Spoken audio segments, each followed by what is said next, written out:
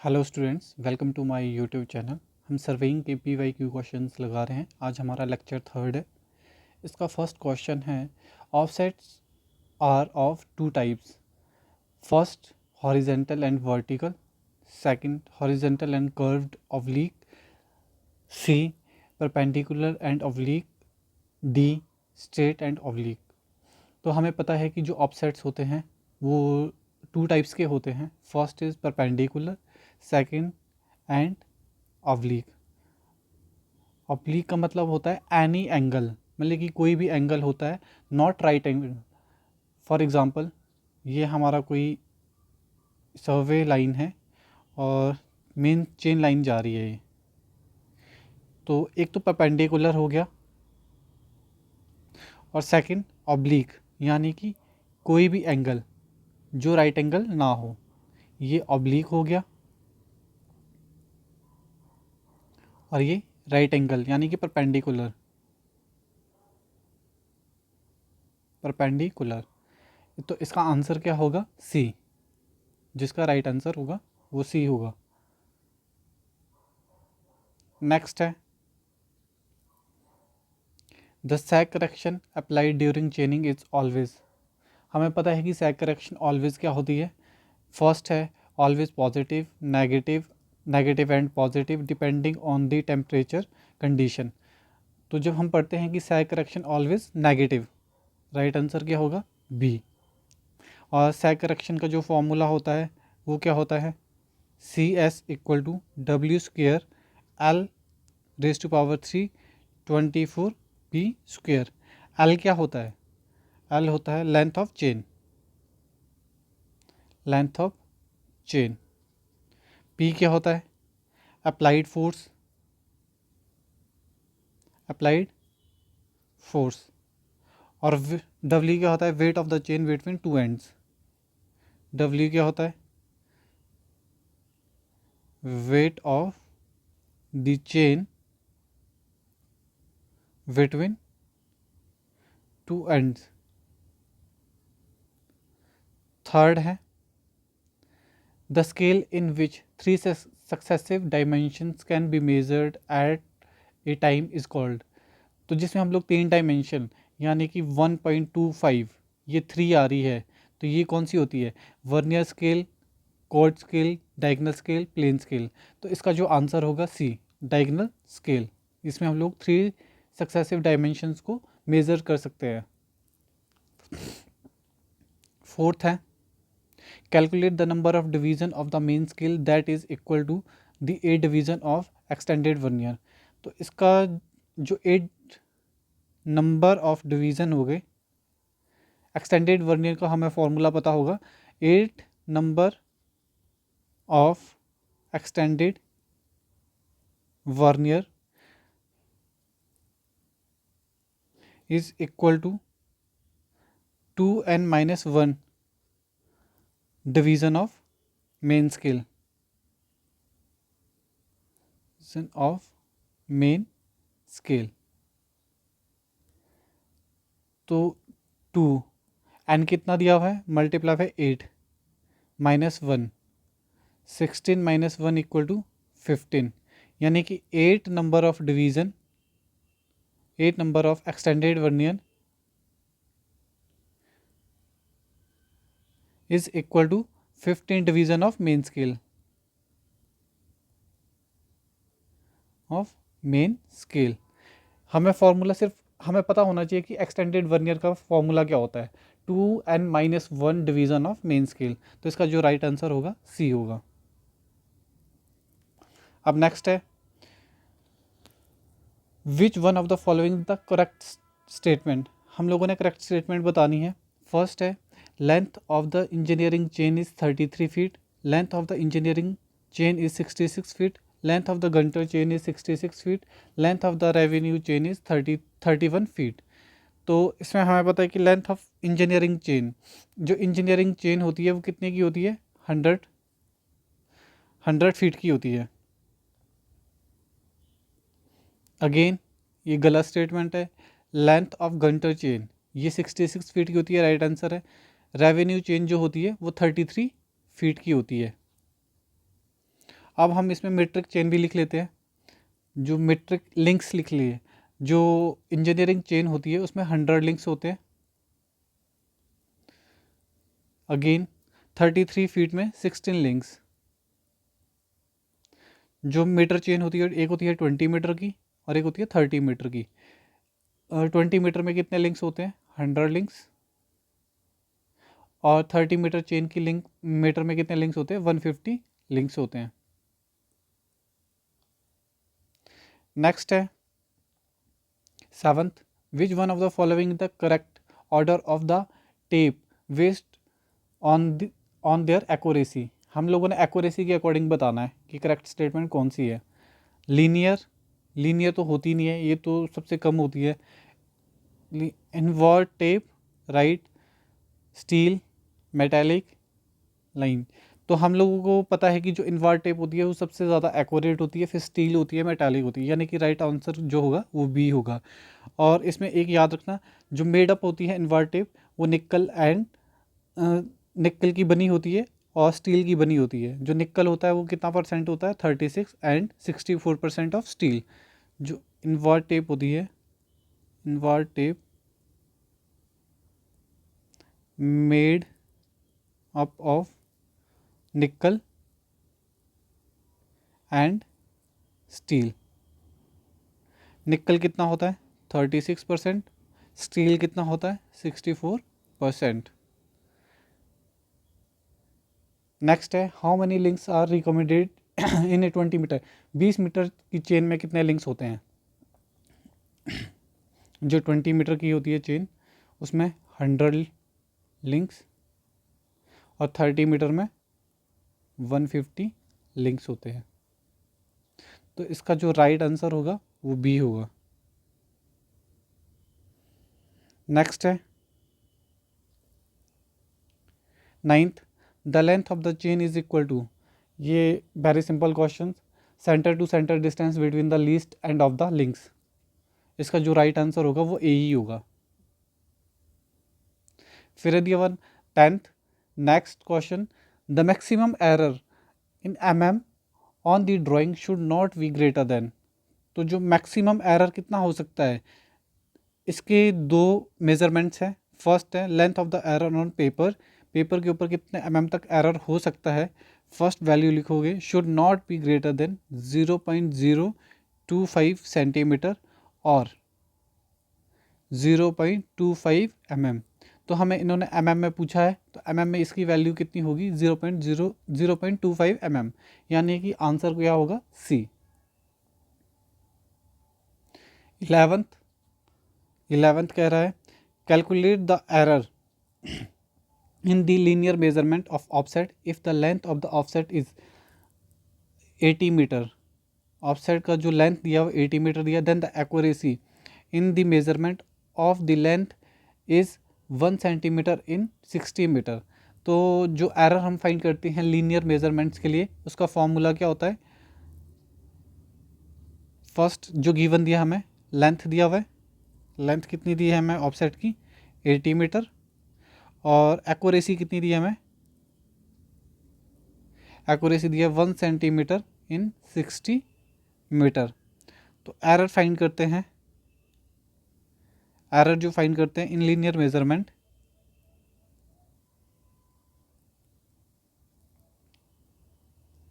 वो फाइंड करते हैं हम लोग length multiply by 1 divide by R. Length हमें दिया हुआ है 80 metre multiply by 1 divide by 60। तो इसको कैलकुलेट करके जो आता है आंसर हमारे पास वो आता है 1.33 सेंटीमीटर, यानी कि आंसर बी। नेक्स्ट है हमारे पास 12th, an area of a field. Field पे एरिया कितना दिया? 250 metre centimetre square for a shrunk map. कोई मैप श्रंक हो रहा है तो उसमें श्रंक फैक्टर कितना दिया हुआ है? 0.9। Calculate the original area. किस पे ओरिजिनल एरिया फाइंड करना हमें? फील्ड पर फाइंड करना है। If the original scale of the map, अगर हमारे पास स्केल दिया हुआ है 1 सेंटीमीटर इक्वल टू 50 मीटर, तो हमें गिवन क्या क्या दिया हुआ है? श्रंक फैक्टर दिया हुआ है 0.9 और श्रंक एरिया कितना दिया हुआ है 250 सेंटीमीटर स्क्वायर। और जो हमारे पास करेक्टेड एरिया होता है एरिया, उसे हम कैलकुलेट करते हैं measured area divide by shrunk factor का स्क्वायर, क्योंकि हम एरिया फाइंड कर रहे हैं। अगर लेंथ फाइंड करते तो श्रंक फैक्टर ही होता, उसका स्क्वायर नहीं होता। तो मेजर्ड एरिया कितना मेजर किया हमने 250 डिवाइड बाय 0.9 का स्क्वायर, इसे कैलकुलेट करके आएगा 309 सेंटीमीटर स्क्वायर। और जो ये एरिया आया ये किस पर आया अभी हमारे पास शीट पर, हमें कहाँ फाइंड करना है ऑन फील्ड।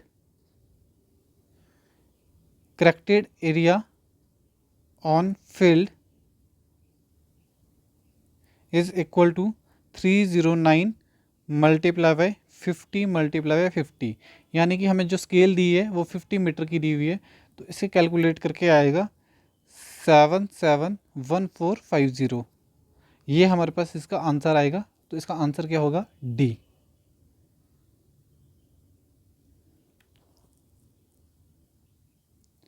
नेक्स्ट है 13th, which one of the following is the largest scale. इनमें से लार्जेस्ट स्केल कौन सी है 1:500, 1:1000, 1:2500 एंड 1:50,000। तो हमें पता है कि जिसका डिनोमिनेटर छोटा होगा वही सबसे बड़ी लार्जेस्ट स्केल होगी। तो इसका जो राइट आंसर होगा वो होगा ए। फिर next same again 14th, which one is the smallest scale. अब उसमें क्या बताना था लार्जेस्ट कौन सी है, अब इसमें बताना है कि स्मॉल कौन सी है। अब डिनोमिनेटर जिसका सबसे बड़ा होगा वही सबसे छोटी स्केल होगी। तो डिनोमिनेटर किसका बड़ा है 1:2500, यानी कि डी। आंसर डी होगा। नेक्स्ट है 15th, A line of length, एक लेंथ दी है 398 मीटर की और विद मेजर्ड बाई 20 मीटर की चेन से मेज़र किया गया है, और जो रिकॉर्डेड की गई थी वो 400 मीटर की थी। एक्चुअल लेंथ फाइंड करनी है हम लोगों ने।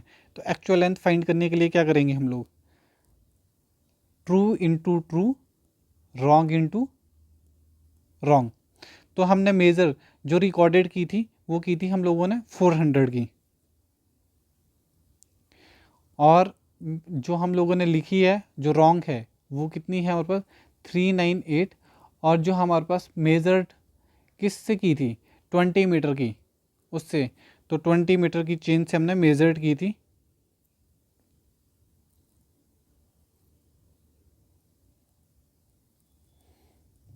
तो इसको जब सॉल्व करेंगे तो हमारी जो चेन थी, चेन की लेंथ क्या आएगी 398 मल्टीप्लाई बाई 20 डिवाइड बाई 400। तो इसको सॉल्व करके जो आएगा वो आएगा 19.9 मीटर। जो ये आई ये हमारे पास ट्रू जो लेंथ थी चेन की वो 19.9 मीटर, और जो रॉन्ग थी वो ये थी। अब नेक्स्ट है हमारे पास 16 कह रहा है which one of the following is the correct option for the cumulative error. Cumulative किसके होता है, it decrease with an increase in the measurement, ये गलत है। It is directly proportional to the length of the line, ये सही है। It is may be positive और नेगेटिव, ये भी सही है। It is inversely proportional to the length of the, ये इन्वर्सली ये डायरेक्टली प्रोपोर्शनल होती है। तो ऑप्शन इसका जो सही होगा वो सेकंड एंड थर्ड। नेक्स्ट है determine the number of division required on the vernier scale if the combination with the main scale का जो लीस्ट काउंट दिया हुआ है वो 0.5 दिया हुआ है। लीस्ट काउंट ऑफ द, जो हमें लीस्ट काउंट दिया हुआ है डायरेक्ट वर्नियर का दिया हुआ है 0.05। हमें पता है कि लीस्ट काउंट का फॉर्मूला क्या होता है, least count equal to S divide by N. और जो वर्नियर के ऊपर दिया हुआ है वो दिया हुआ है 0.05 इक्वल टू, और जो मेन स्केल के ऊपर दिया हुआ है 0.5। तो नंबर ऑफ डिवीज़न हम लोगों ने डिटरमाइन क्या करना है, नंबर ऑफ डिवीज़न। तो n जो निकलेगा 0.5 डिवाइड बाई 0.05, इसको सॉल्व करके आएगा 10, यानी कि 10 डिवीज़न। कितने डिवीज़न आ गए, नंबर ऑफ डिवीज़न 10। आंसर क्या होगा, डी। नेक्स्ट है calculate the total correction find को आउट करनी है हम लोगों ने। If the line measured using 20 metre, कोई 20 मीटर की चेन है, उसने डिस्टेंस मेजर किया 2380 मीटर, एक्चुअल जो लेंथ थी चेन की वो 20.2 मीटर थी। तो हम लोगों ने फाइंड क्या करना है, करेक्शन फाइंड करनी है। तो करेक्शन फाइंड करने के लिए वही फार्मूला होगा, true into true, wrong into wrong. तो हमें पता है 20.2 मल्टीप्लाई बाय 2380, और जो हमारे पास रॉन्ग थी 20 की थी, इसे सॉल्व करने से आएगा हमारे पास 2403.8 मीटर लेंथ। तो और जो हमें गिवन दी हुई है, जो 20 मीटर की चेन से हम लोगों ने मेजर्ड की थी वो की थी, तो करेक्शन क्या लगाएंगे हम, करेक्शन का फॉर्मूला होता है L माइनस एल डैश। तो L डैश जो हमारे पास आया था, L डैश है हमारे पास ये, और ये L डैश L आया था 2403.8 माइनस 2380। इसको सॉल्व करने पर आएगा 23.8 मीटर। इसका जो आंसर होगा सी होगा। नेक्स्ट है 19th, which of the following statement is correct for, correct statement बतानी है। Estimating the corrected area, map of shrunk factor F. तो जो श्रंक फैक्टर होता है वो श्रंक फैक्टर के फॉर्मूले लिखेंगे। सबसे पहले श्रंक फैक्टर क्या होता है, shrunk factor is equal to shrunk length divide by shrunk length divide by original length या फिर shrunk scale divide by original scale.